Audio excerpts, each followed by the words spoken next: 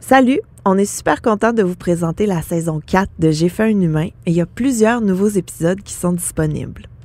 J'en profite pour vous dire que si vous souhaitez enregistrer un épisode privé de J'ai fait un humain en ma compagnie, c'est maintenant possible. Ça fait un super beau souvenir pour vous et pour vos humains. Pour plus d'infos, écrivez-moi sur les réseaux sociaux. Cube Radio.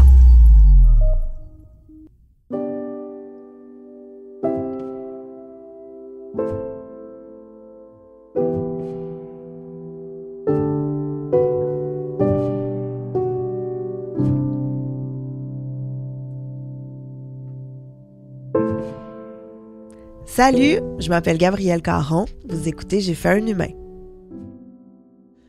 Aujourd'hui, je jase avec Patricia Paquin, oui, la fille de Chambre en ville, qui est une personne que j'aime vraiment beaucoup parce que je trouve que cette femme a de l'énergie à revendre et vraiment un sourire communicateur. Et c'est vraiment quelque chose qui ressort dans ses histoires de maternité. Le fun. Elle a eu du fun, était dans le plaisir parce que pour elle, commencer une famille, c'est fantastique.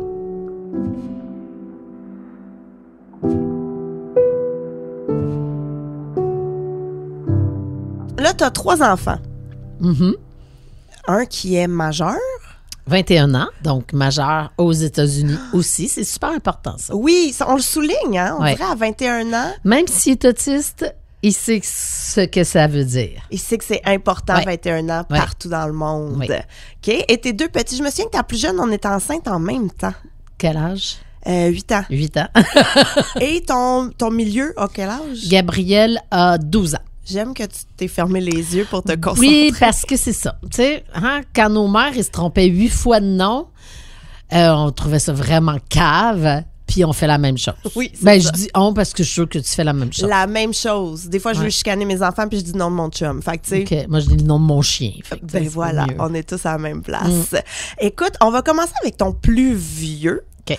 Est-ce que tu as eu une belle grossesse? Benjamin, 2001, magnifique grossesse. J'avais comme 33-34 ans. OK.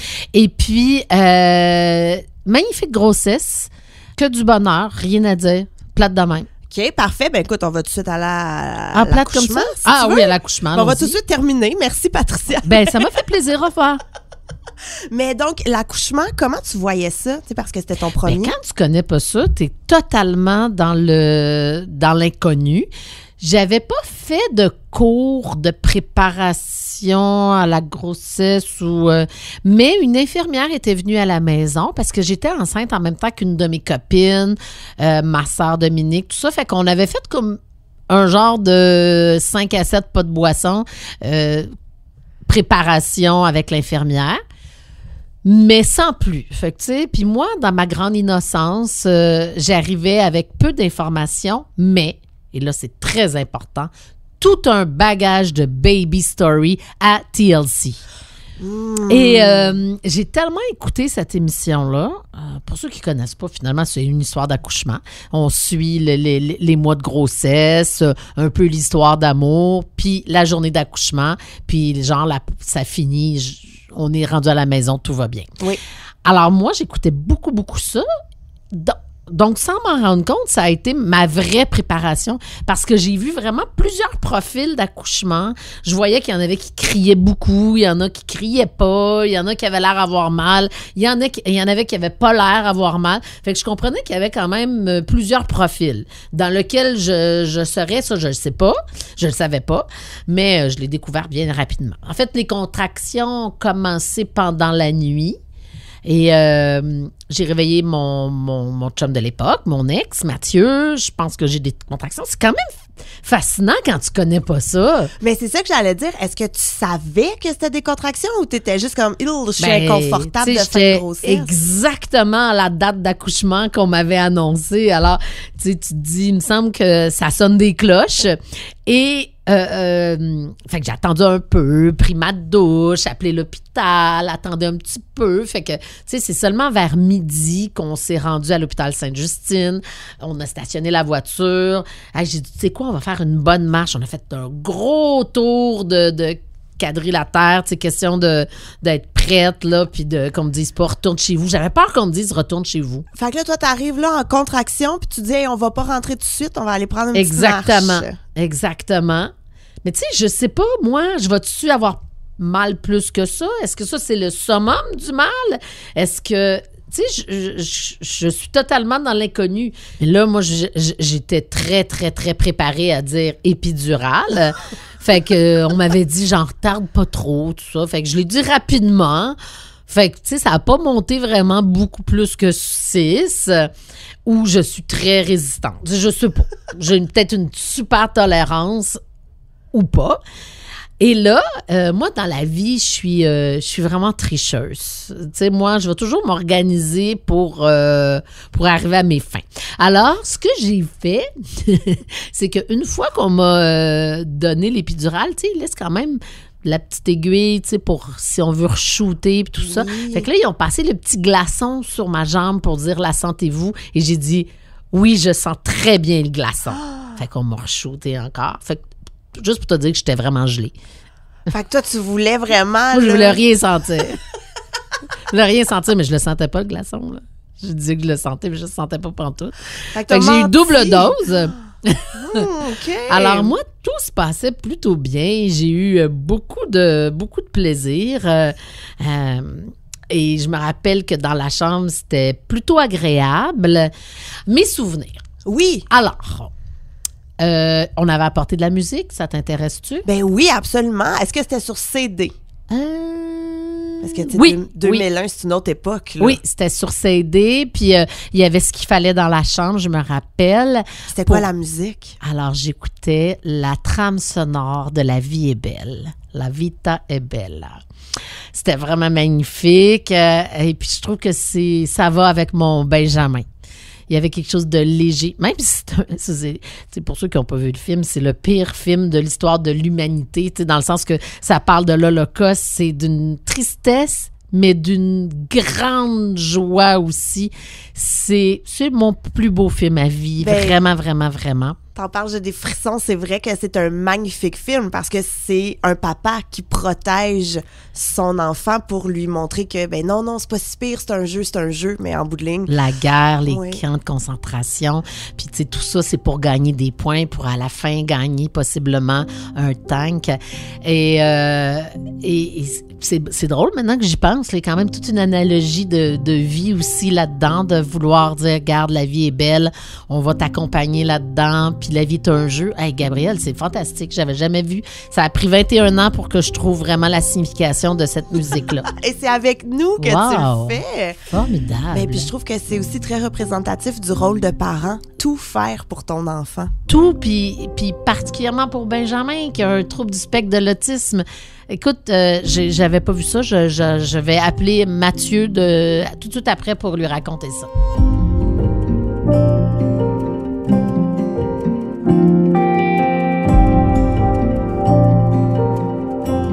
Quand ils t'ont examiné, ils t'ont dit « OK, c'est beau, on te garde? » ou... Oui, tout à fait. Je suis rentrée dans le processus, là, assez pour qu'on me dise « Go, c'est l'heure de l'épidurale. » Puis, tu sais, je me rappelle pas d'avoir eu mal. Je me rappelle pas tant. La seule affaire que je me rappelle d'une petite affaire négative, c'est une infirmière qui est rentrée dans la chambre pour me parler d'allaitement. Puis j'ai fait « Ah ben non, moi, j'allaiterai pas. » Et là, j'ai eu le droit à un regard vraiment froid qui me dit genre « Est-ce que je peux savoir pourquoi? » Et moi, de lui répondre « Non! » Fait que je me dis « Hey, Colin, j'étais quand même d'aplomb pour dire comme « Hey, mêle-toi de tes affaires, je vais faire ce que je veux. » Puis moi, ça a été ma limite dès le départ à moi de dire « Ça, c'est non.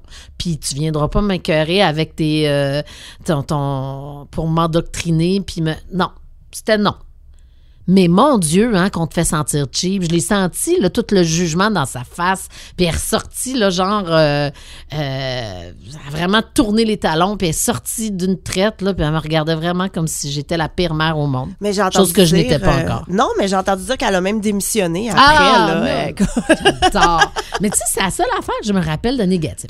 Et là, Un moment donné, parce que c'est un hôpital universitaire, on me demande si j'accepterais qu'un groupe d'étudiants vienne pour juste voir comment ça se passe pour qu'ils apprennent. Fait que là, je fais comme, ben oui, pourquoi pas? Effectivement, on est dans un hôpital universitaire.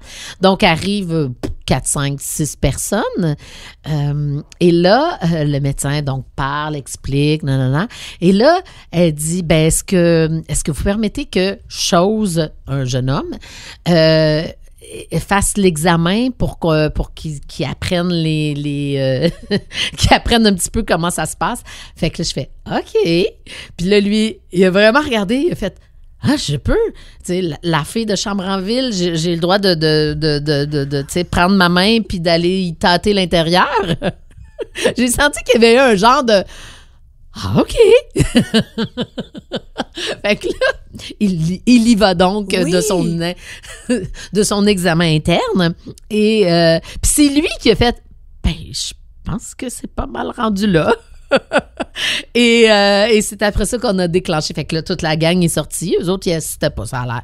Ils n'assistaient pas à l'accouchement. Mais, et là, on s'est mis en processus d'accouchement. Puis là, encore une fois, c'est super bien passé. Quelques poussées. On me disait pousser, mais je suis là, mais il me semble que je pousse. Mais comme je te parle en ce moment, là, dans le sens que c'est pas ça, là, OK. Fait que est arrivé le petit Benjamin. De même, facile de même. Oui. Ben voyons donc. Oui. Puis là, quand il est sorti, est-ce qu'ils l'ont mis tout de suite sur toi? Oui. Alors, j'ai eu mon petit Benjamin sur moi. Puis après ça, ben ils sont partis avec le petit Benjamin. Puis on s'est retrouvés dans la chambre à se reposer puis avoir une bonne nuit de sommeil. Puis après ça, ben la vie commence.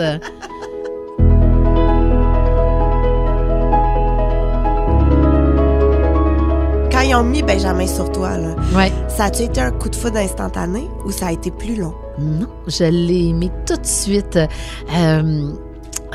C'est sûr que tu sais, j'admire les gens, il y a eu une connexion, puis tout de suite, c'était pas là, c'est quand même, surtout ton premier, je te dirais, c'est quand même là, t'as jamais été mère. Moi, je connais rien. Il y avait pas tant de bébés dans ma famille. Je connaissais rien. Je peux pas te dire que je savais même comment prendre un bébé dans mes bras. Est-ce que j'étais maladroite? Peut-être un peu.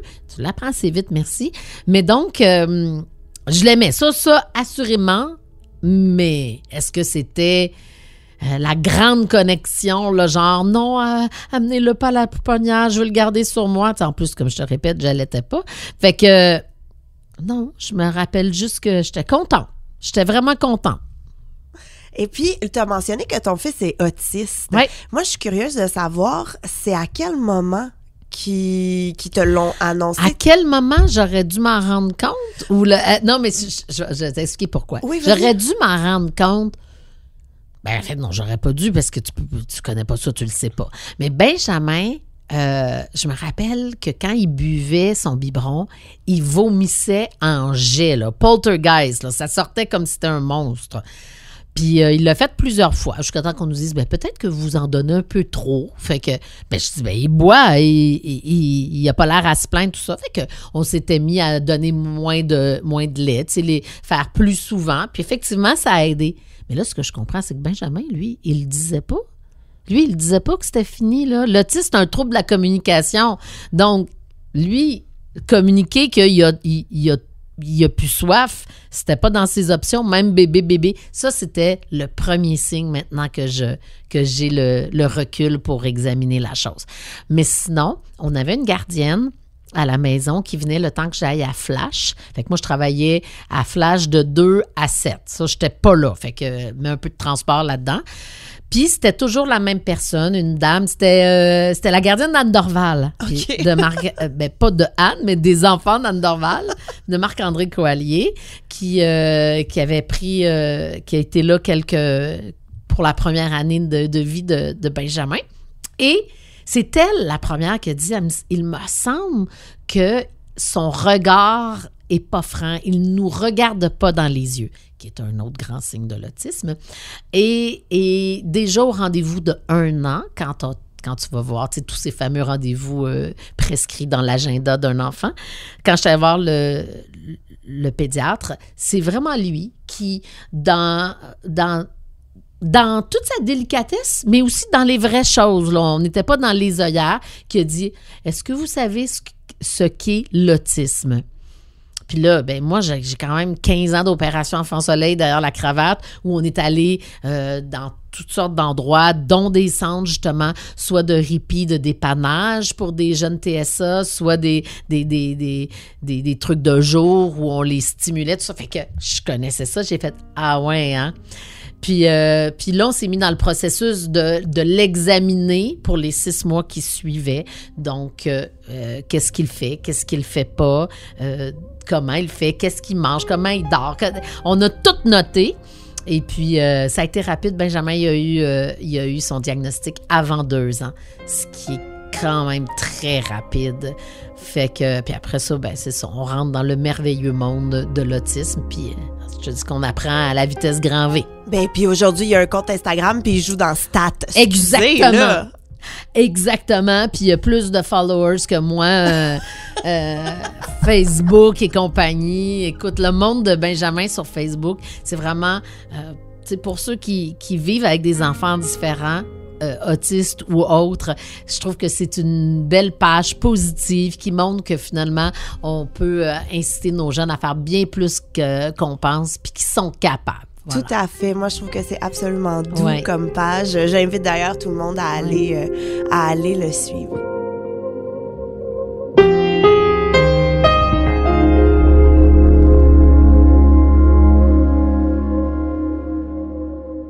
Là, tu as eu 2 autres enfants. Oui. C'est sûr que tu devais te dire, hey, si lui, ça a été facile, les 2 autres seront encore plus faciles.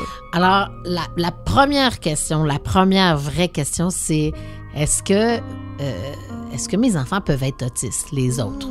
Parce que comme on ne connaît pas les facteurs qui font qu'un jeune naît autiste, parce qu'on n'est pas malade, on ne souffre pas d'autisme, on est autiste. Alors, fait qu'une fois qu'on s'est posé cette question-là, il faut savoir que quand on repart à 0, donc j'avais pas le même conjoint, tout ça, on me disait que les probabilités repartaient à 0. Si j'en avais un autre, c'est parce que la roue aurait fait que j'en ai un autre, mais ça aurait été peu probable.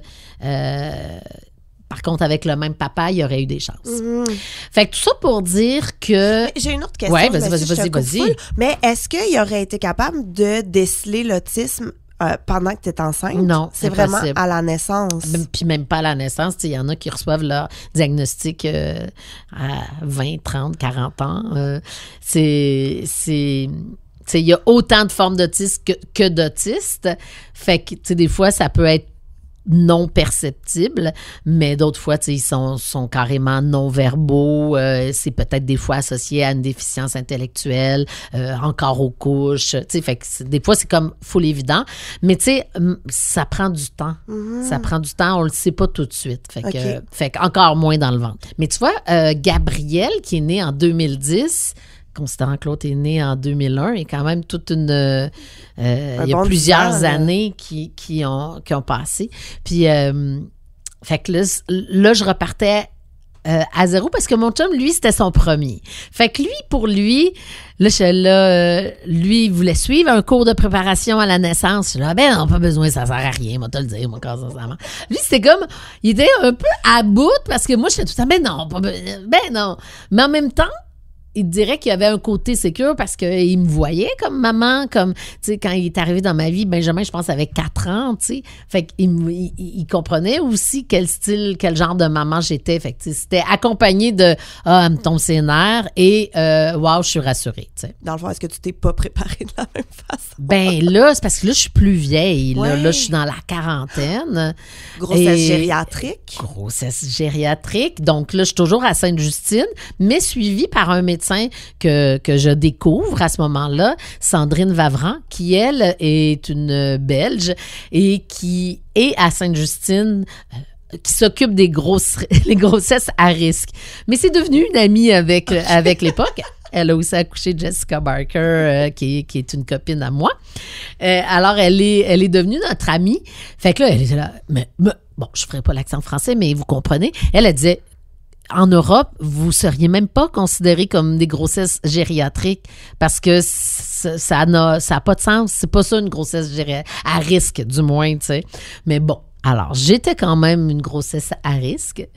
Puis, avec Sandrine, cette fois, avec la complicité de mon médecin, puis Louis-François, ben, je me sentais comme en business. Là, je me sentais plus encadrée, peut-être parce qu'on a développé vite une complicité avec Sandrine, mais encore une fois, tout s'est fait dans l'espèce d'innocence, de candeur. Ah oui, mais je t'ai-tu dit, Gabrielle, que j'haïssais ça, être enceinte? Ah non! Ah non, je déteste. Pourquoi t'as pas commencé avec ça? Je t'ai demandé si t'avais eu une belle grossesse. J'ai des belles grossesses, mais c'est ça, imagine. C'est parce que je peux pas me plaindre. Parce que je suis privilégiée. Il y a plein de monde qui voudrait avoir des enfants, qui voudrait vivre ce sentiment-là. Puis moi, je suis à côté de dire « Ah, j'haïs ça. » Mais qu'est-ce que t'as haï? J'haïs tout.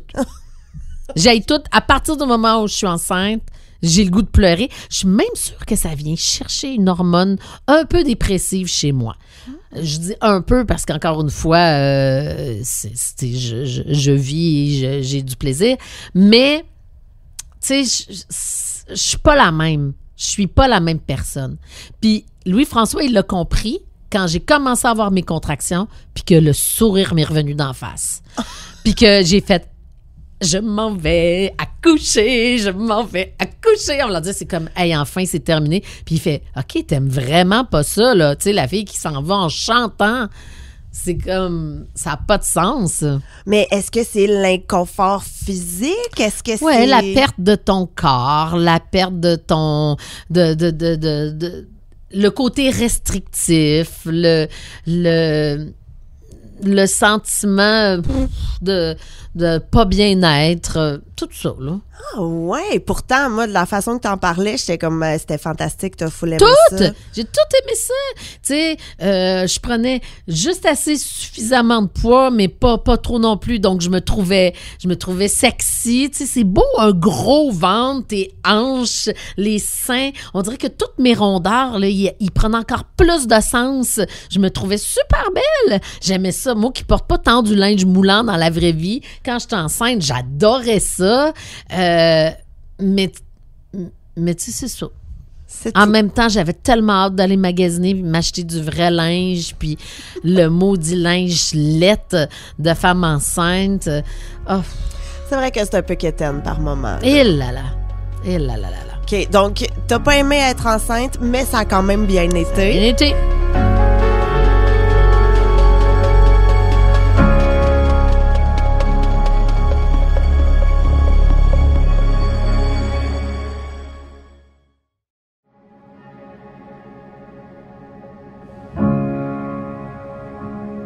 Et là, ton autre bébé, ça se commence comment?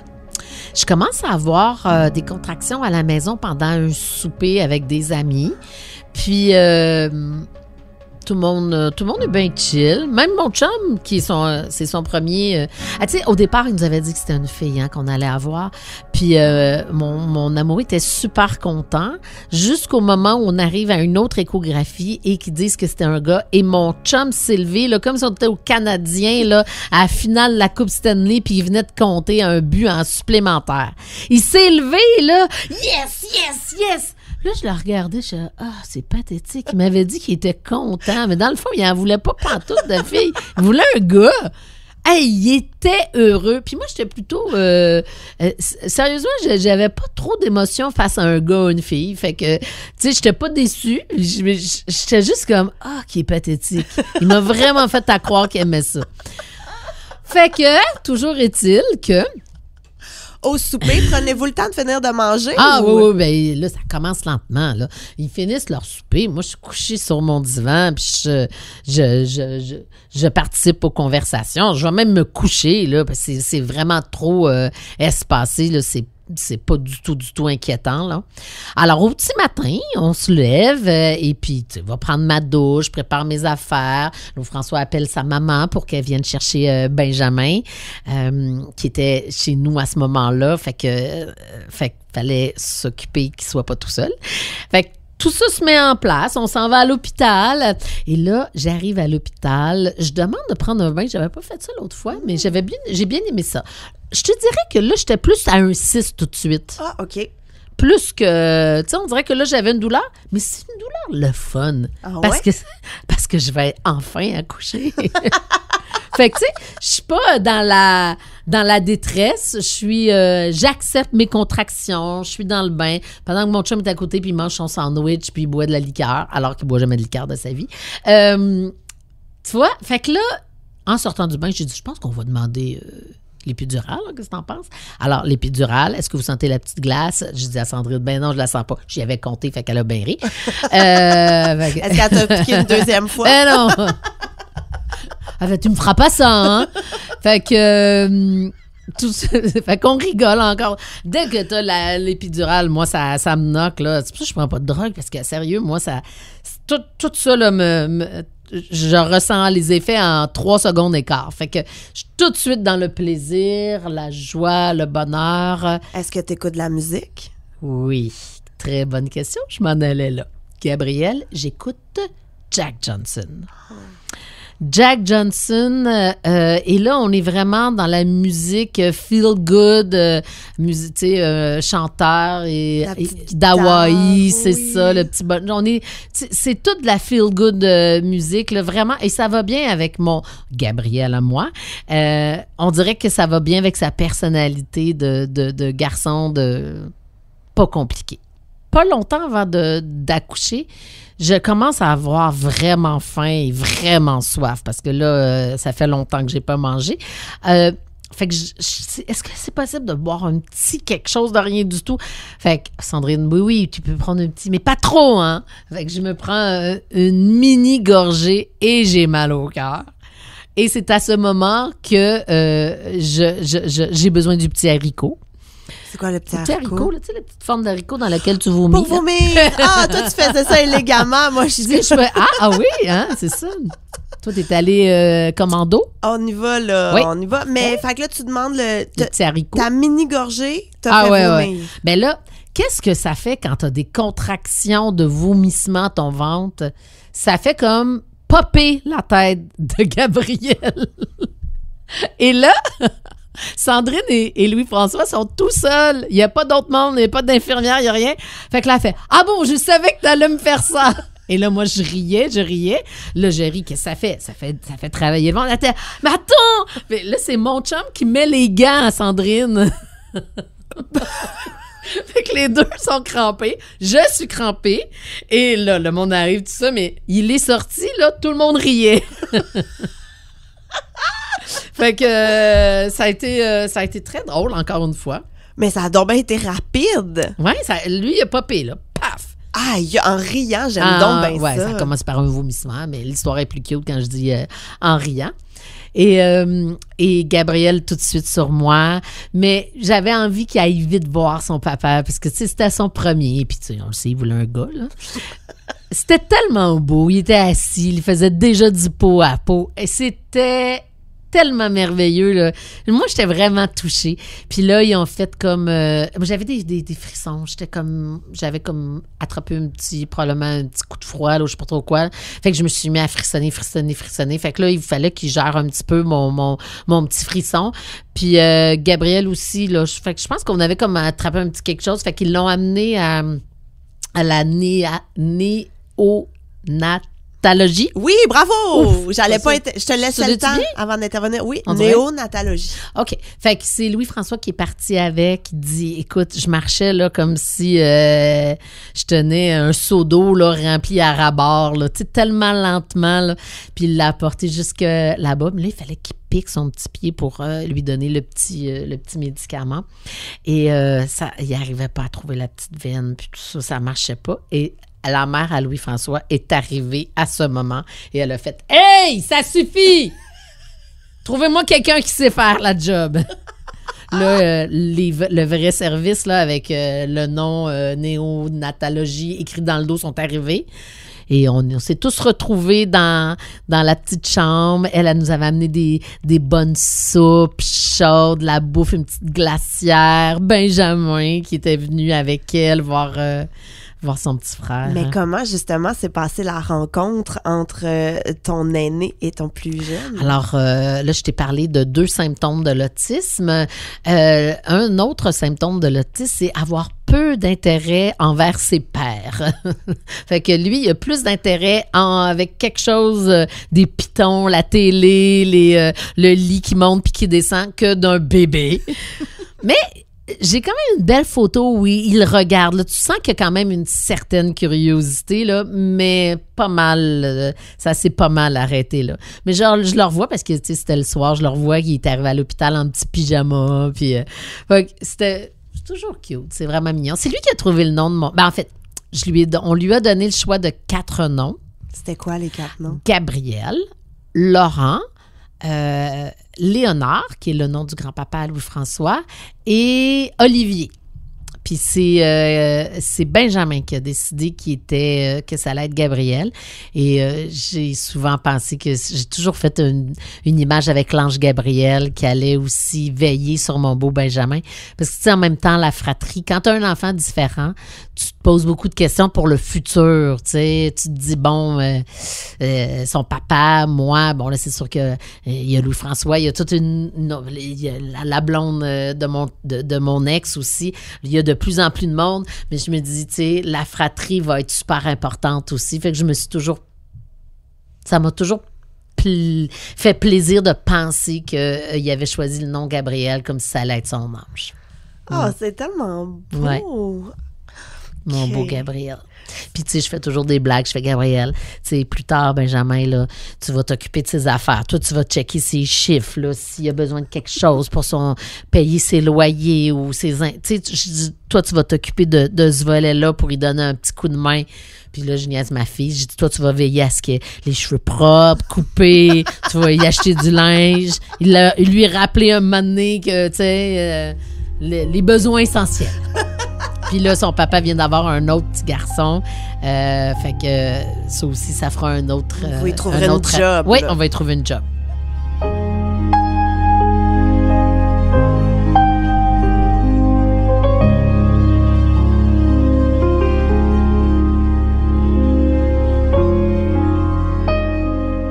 Et là, tu as parlé de ta fille qui est arrivée combien de temps après Gabriel?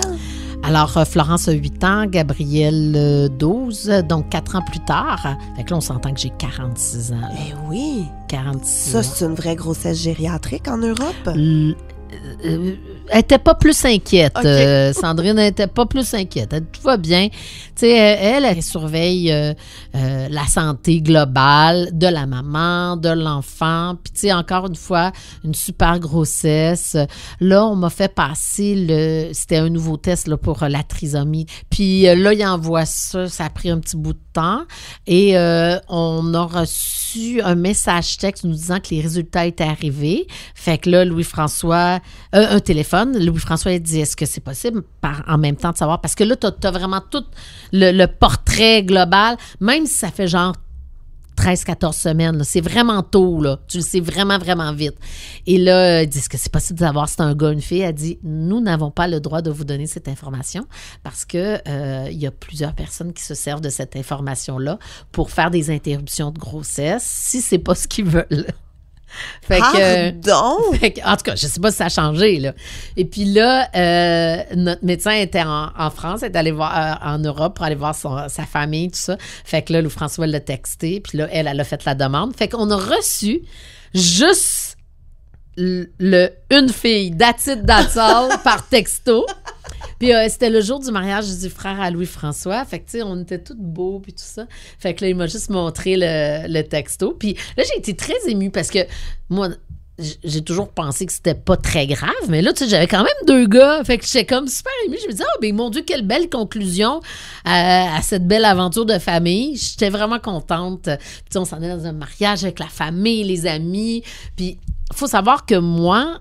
Je suis tombée, en tout cas, j'ai su que j'étais enceinte 6 jours avant mon mariage. Fait que, ouais, c'était un peu poche au niveau de l'énergie que j'avais pendant le mariage, puis tu sais, tu te sens bizarre, là, puis pas boire, puis tout ça, tu sais.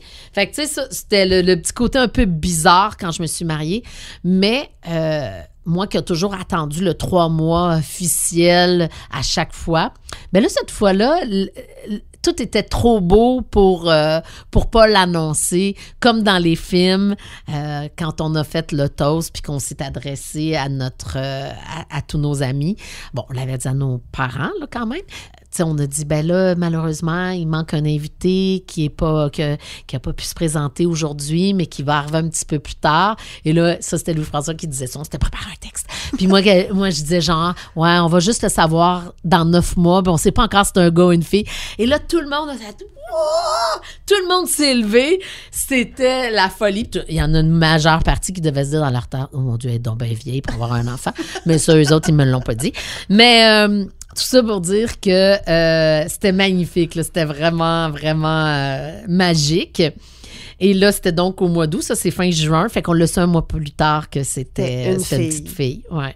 Et là, t'as eu, j'imagine, une belle grossesse, même si t'as pas aimé être enceinte. Hey, mon Dieu, t'es bonne. Pas pire, hein? Regarde, je commence à catcher un peu le pattern. Ça s'est super bien passé encore, ouais. Mais là... Fait que moi, j'avais une date planifiée. On me provoquait. Oh. Fait que t'arrives à l'hôpital, là, pas de contraction, t'as un rendez-vous, t'arrives là, on te prépare, on te donne du pitocin. Pitocin. Ouais, ça n'a pas fait vraiment le job. Fait que, tu sais, je me suis... ça a augmenté, là, les contractions. Je me suis même rendue jusqu'à... L'épidurale? L'épidurale, merci, en français. Et je me suis même rendue, mais là, ça bougeait plus un moment donné. Là. Fait que là, dans nos niaiseries, on riait, tout ça. Là, Sandrine est devenue un petit peu plus sérieuse parce qu'elle a dit, ben là, je pense qu'on va songer à l'option de la césarienne. Puis là, toujours dans mon espèce de joie de vie, j'ai fait, ben oui, let's go, que ça en finisse! On y va pour la césarienne. Ce qui l'a beaucoup rassuré parce que, tu sais, quand tu connais les gens, tu veux pas les décevoir. Puis, tu sais, il y a des gens qui se font des profils d'accouchement. Puis que, tu sais, c'est comme une déception si ça se passe pas comme ça. Mais, tu sais, moi, j'en ai eu 2 naturels. Fait que j'étais comme, OK, on enchaîne. Fait que là, préparation de la salle d'accouchement. Mon chum qui s'habille comme si c'était un médecin. Comme si c'était lui qui allait faire la césarienne. Oui. Et là, donc, on te prépare, on t'installe les bras en croix, on installe le petit drap bleu pour pas que tu sois témoin de rien. Puis là, on rit, on a du fun. Et donc, je suis tout installée. Mon chum est à mes côtés, on jase, puis tout ça. Puis là, à un moment donné, Sandrine a dit, « Tu prépares ton téléphone pour les photos? » Puis là, je fais les photos. Ben, elle dit, « Voilà, on y va? » J'ai dit, « Je suis toute ouverte, là, vous le sortez! » Elle était là, ben oui. J'ai dit, mais je sens rien, j'ai rien senti. Ça a même pas tiré, j'ai même pas senti rien. Je t'en revenais pas. Là, Louis-François, il est comme, il sort son téléphone, là. Elle dit, donne ça à l'autre. Là, c'est quelqu'un qui a pris le téléphone parce que là, mon chum, il en a comme perdu. Et là, lui, il s'est levé. Mais là, tout le monde a regardé Sandrine en voulant dire, il a tout le droit de se lever parce que là, il est comme debout, il voyait tout. Mais mon chum, lui, hein, c'est un ancien boucher, là. Fait que lui, il a aucun problème avec le sang, les affaires, les entrailles. Fait que lui, il était super content et mais là, toutes les infirmières, mais ils savaient qu'on était des amis, ils se disaient, vas-tu lui dire de s'asseoir? Puis tout ça. Non, il a été debout, fait qu'il est dans toutes les photos. C'est vraiment magnifique, de toute beauté.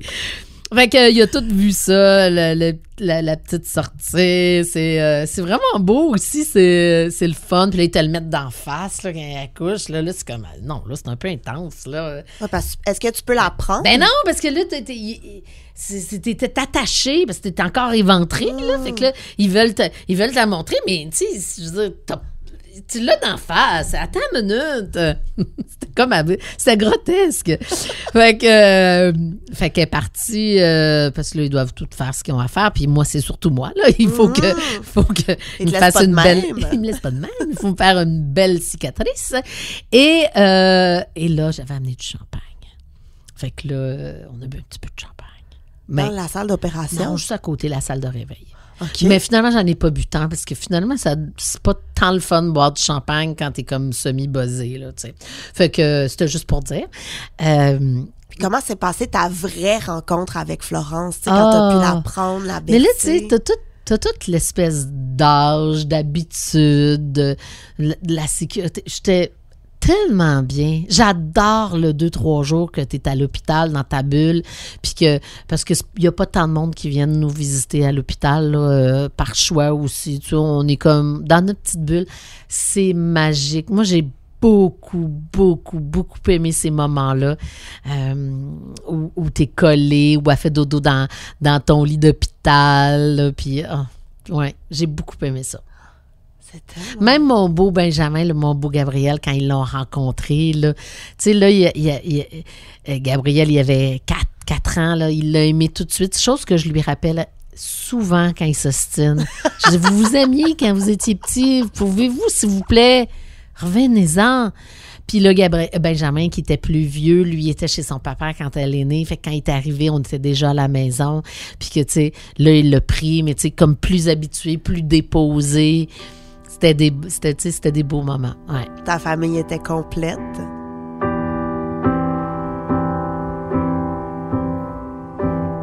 Qu'est-ce que tu aimerais dire en terminant là, aux mamans qui nous écoutent, aux nouvelles mamans, aux futures mamans ou aux mamans aguerries? Qu'est-ce que tu aimerais leur dire? Premièrement, toujours écouter son instinct. Tout le temps. Peu importe ce que les autres mamans, « ça va se passer comme ça. » On s'entorche de leur accouchement. Pourquoi tout le monde veut raconter son accouchement? Chose que je fais depuis une heure. Mais je veux dire, surtout quand on t'a rien demandé, tu sais, quand on veut pas connaître tes détails. Si je t'ai pas posé de questions, je veux pas le savoir. Je veux pas savoir comment toi, tu nourris ton enfant. Arrêtez les conseils. Arrêtez. Si je t'ai rien demandé, dis-moi rien. Fait que fiez-vous à votre instinct. Vous êtes les meilleurs pour ça. Et c'est tout. Je n'ai pas d'autre chose à dire. Écoute, c'est tellement une belle aventure. Moi, du moment où j'accouche, j'ai tout aimé. Même encore, malgré certains soirs, certaines nuits, certaines journées, je suis encore très contente. Merci beaucoup, Patricia. Gabrielle, tu m'as fait replonger dans les plus beaux souvenirs de ma vie. Vraiment, merci.